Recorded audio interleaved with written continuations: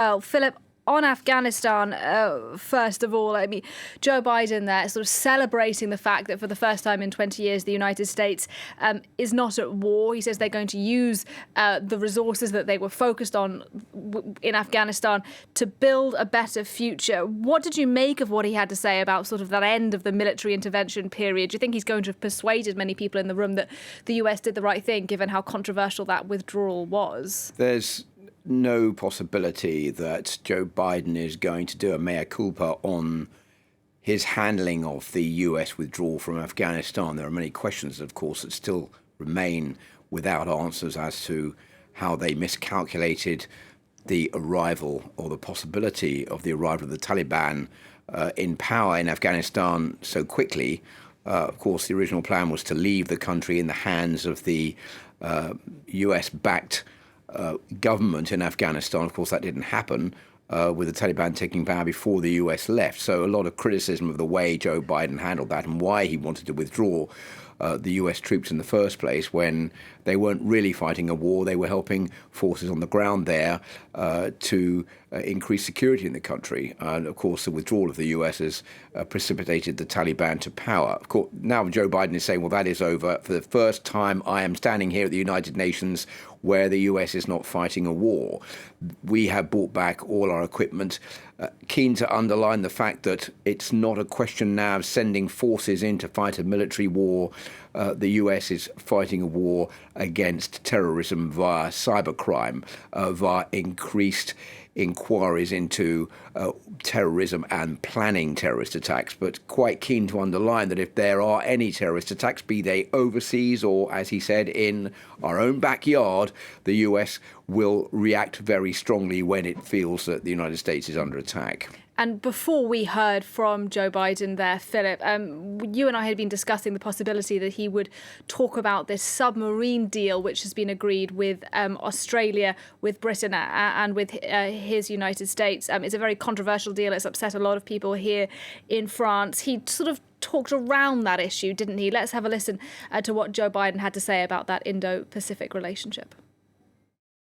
As the United States turns our focus to the priorities and the regions of the world, like the Indo-Pacific, that are most consequential today and tomorrow, we'll do so with our allies and partners through cooperation at multilateral institutions like the United Nations to amplify our collective strength and speed our progress toward dealing with these global challenges.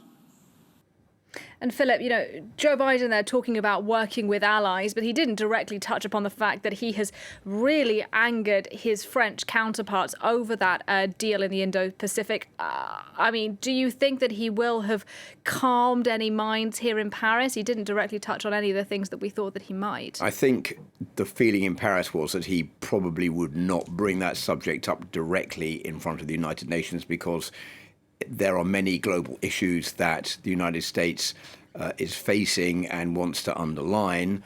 This is a spat between the US, Australia and France. And I think the feeling in the US is that it's basically Australia that pulled the deal from France and gave it to the United States, so that it should be sorted out between Australia and France.